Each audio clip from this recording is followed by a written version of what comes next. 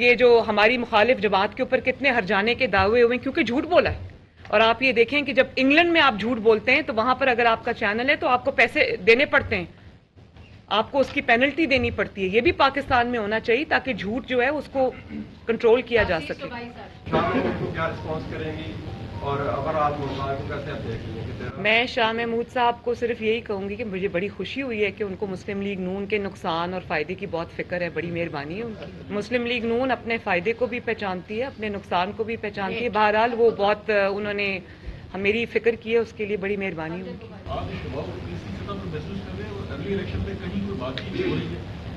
دباؤ میرے پہ تو کوئی نہیں ہے, نہ ہماری جماعت پہ, بلکہ اب دباؤ ان پہ ہے کہ انہوں نے جیل بھرو تحریک کا اعلان کیا, تو میں انتظار کر رہی ہوں کہ وہ جیلیں بھریں آ کے. اور بسم اللہ جو ہے وہ زمان پاک سے ہونی چاہیے.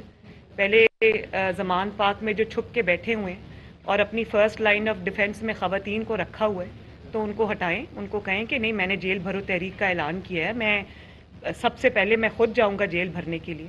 تو میں تو انتظار میں, رانا صاحب نے کہا ہے کہ ہم انتظار میں, ہم تو اپنی آنکھیں نظریں بچھا کے بیٹھے ہوئے ہیں کہ آئیں تشریف لائیں, آپ کو بھی پتہ چلے کہ جیل کیا ہوتی ہے, آپ کو بھی پتہ چلے ڈیتھ سیل کیا ہوتا ہے, آپ کو بھی پتہ چلے کہ قربانی کیا ہوتی ہے. تو اس کا آغاز زمان پاک سے ہونا چاہیے. میرے پہ کوئی پریشر نہیں, پریشر ان پہ ہے جنہوں نے یہ بات کی, اب اس کو پورا کریں. بڑی مہربانی آپ. ہم دیکھ رہے ہیں کہ جو داغی صاحب واپس گئے ہیں مگر ان کی ابھی تک واپسی کو ریکگنائز نہیں کیا جا رہا, اس کی کیا وجہ ہے؟ جہاں تک کلین سویپ کی بات ہے تو ابھی ریسنٹلی وہ لوگ الیکشن ہارے ہیں, تو میں تو یہ بات نہیں مانتی. پی ٹی آئی نے جب کہیں الیکشن جیتا بھی ہے تو اس کی وجوہات کچھ اور تھیں. ان کے پیچھے وہ لوگ تھے جنہوں نے ان کو الیکشن جتایا. پوری دنیا کو اس بات کا پتہ ہے, یہ کوئی چھپی ہوئی حقیقت نہیں ہے. لیکن ہم مسلم لیگ نون نے جس طرح سے ملتان میں جہاں اب کل آئی ہوں تو میں نے دیکھا جو سڑکیں بھی بنی ہیں, جو میٹرو بس بنی ہے, جتنی ترقی جنوبی پنجاب میں ہوئی ہے. مسلم لیگ نون نے نعرہ نہیں لگایا, صرف مسلم لیگ نون نے آگے بڑھ کر خدمت کی ہے لوگوں کی. جنوبی پنجاب میں ایک ایک جو ترقیاتی پروجیکٹ ہے وہ اللہ تعالیٰ کا شکر ہے, وہ شہباز شریف صاحب, نواز شریف صاحب کی محنت ہے. اور آئندہ بھی میں چاہتی ہوں کہ جنوبی پنجاب جو ہے وہ پنجاب کے ہر حصے کی طرح, باقی حصوں کی طرح, بلکہ ان سے بھی ترقی میں زیادہ ہو. تو اور یہ ہمارا ایجنڈا بھی ہے.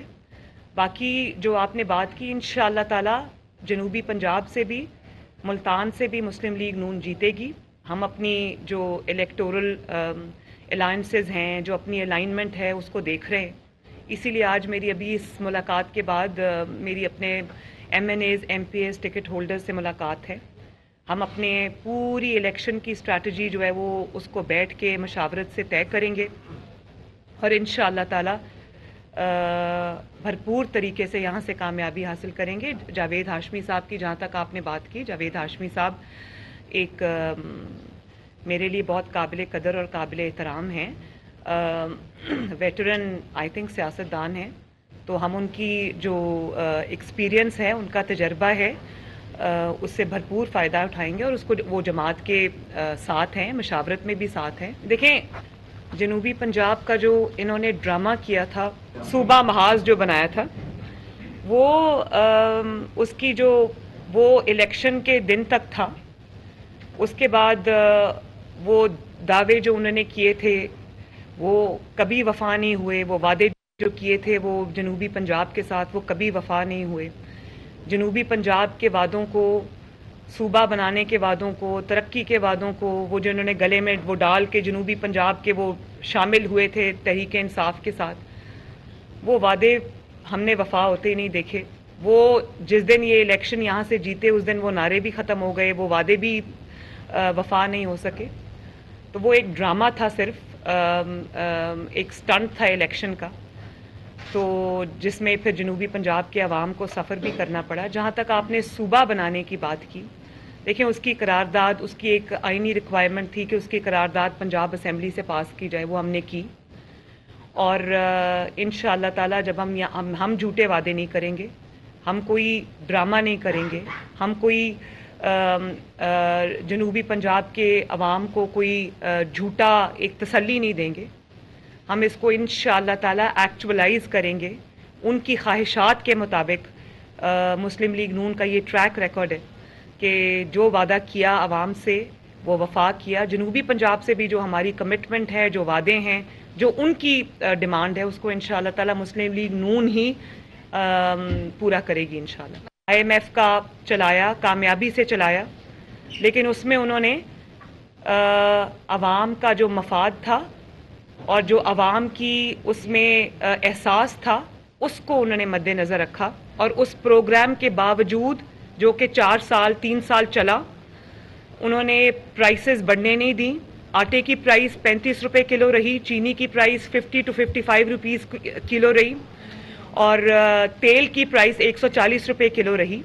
اس کے علاوہ بھی سبزیاں بھی انتہائی سستے داموں فروخت ہوتی رہی، اور وہ مینٹین رہی 4 سال پرائس. اور پھر ایک دن آیا کہ پاکستان کی تاریخ میں پہلی مرتبہ پہلی حکومت تھی جس نے نہ صرف پرائسز مینٹین کی، کامیابی سے IMF کا پروگرام چلایا. عوام کے جو چولہے تھے وہ بھی جلتے رہے، IMF پروگرام بھی چلتا رہا، اور وہ ایک دن آیا جب 2016 میں نواز شریف صاحب نے بڑی کامیابی سے IMF کے پروگرام کو پہلی بار تاریخ میں خدا حافظ کہہ دیا. تو ان کو تو وہ والا پاکستان ملا تھا، لیکن کیونکہ نالائکی اور نااہلی اتنی شدید تھی کہ ترقی کرتے ہوئے پاکستان کو نوز ڈائیو اس نے کیا. اور پھر انہوں نے IMF کے ساتھ ایک ایسا معاہدہ کیا کہ جس نے پاکستان کو گروی رکھ دیا IMF کے ہاتھوں میں.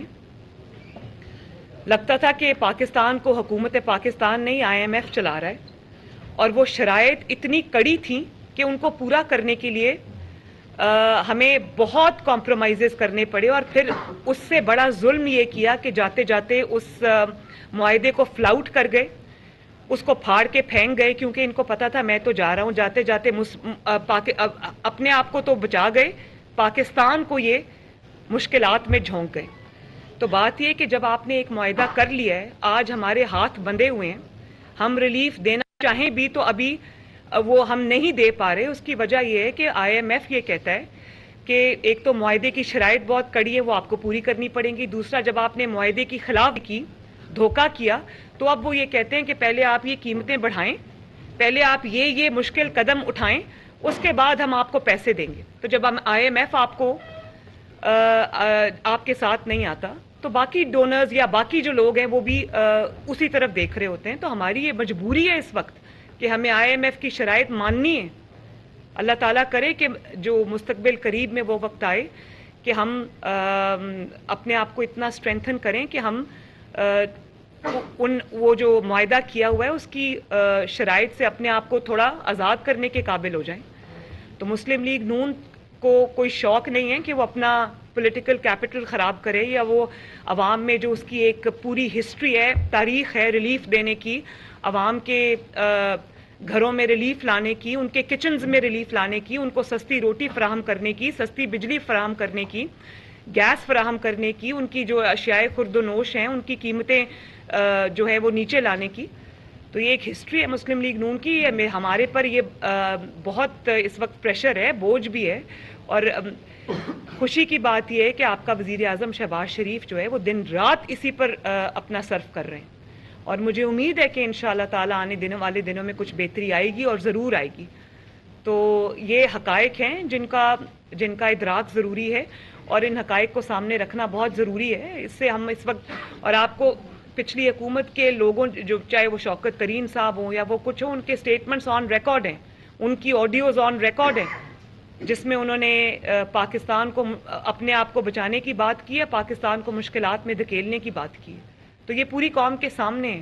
لیکن میں نے کل بھی یہ کہا تھا کہ یہ تو روتے رہے نا، ان کو ترقی کرتا ہوا پاکستان ملا، 5.8 گروتھ پہ پاکستان ان کو ملا، اور جب ان کی نالائکی اور نااہلی کی وجہ سے وہ نوز ڈائیو کیا تو بجائے اس کے یہ اپنی کارکردگی کا جواب دیتے کہ آپ نے ہنستے بستے ترقی کرتے ہوئے پاکستان کو کس طرح آپ نے زمین کے نیچے آپ لے گئے، تو انہوں نے یہ کہنا شروع کر دیا 4 سال پچھلی حکومت پچھلی حکومت. ہم یہ آپ کو ضرور بتا رہے ہیں کہ یہ معاہدے پچھلی حکومت کے کیے گئے ہیں، یہ ان کی نااہلی اور نالائکی ہے، یہ ان کا ظلم ہے جو انہوں نے پاکستان کی معیشت کے ساتھ کیا ہے.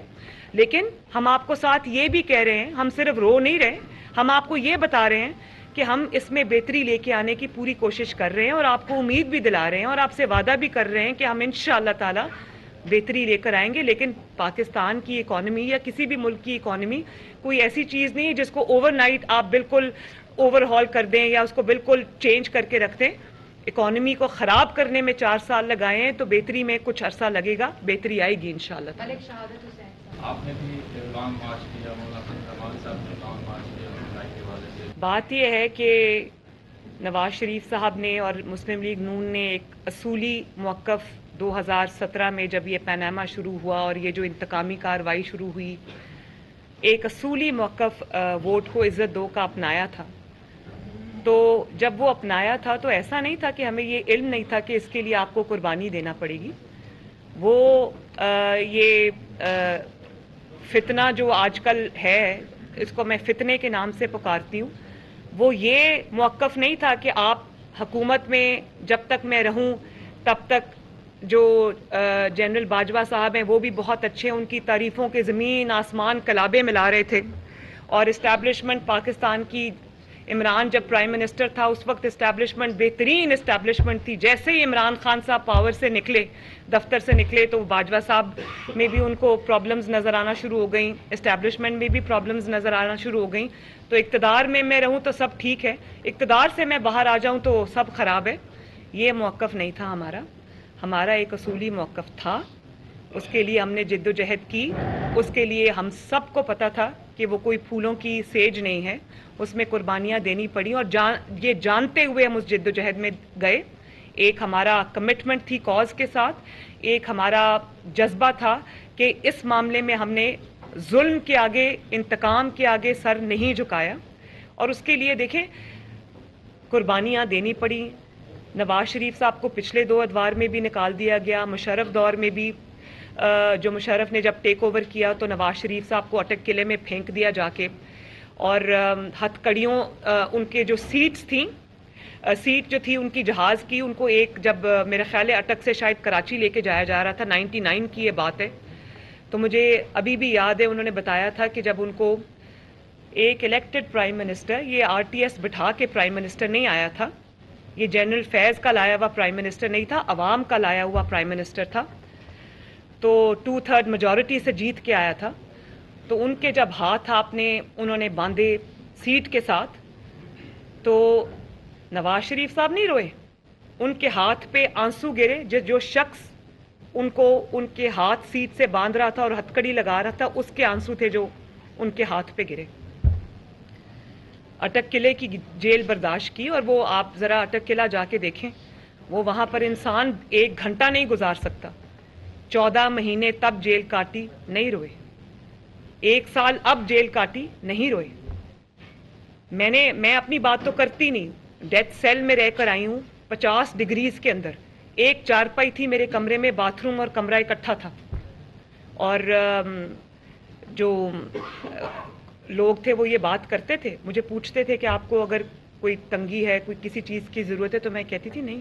اور یہ نہیں کہ میں کبھی میڈیا کے سامنے نہیں روئی, میں اپنے ادھر سیل میں بھی کبھی مجھے اپنی بیچارگی کا احساس نہیں ہوا, کیونکہ ایک جذبہ تھا, ایک کمٹمنٹ تھی کاز کے ساتھ. اسی طرح جو بھی ہمارے جتنے بھی لیڈرز کا میں نے کل نام لیا, شہباز شریف صاحب کو آپ دیکھ لیں, انہوں نے 2 دفعہ یہ قید کاٹی, لیڈر آف دی اپوزیشن ہوتے ہوئے کیا. حمزہ شہباز شریف, رانا ثناء اللہ صاحب, شاہد خاقان عباسی, احسن اقبال صاحب, سعد رفیق صاحب, خواجہ آصف صاحب, آپ کس کا نام لیں گے, سب نے تکلیفات برداشت کی, انتقام اور جبر کا سامنا کیا, لیکن ڈٹ کے کھڑے رہے. ڈٹ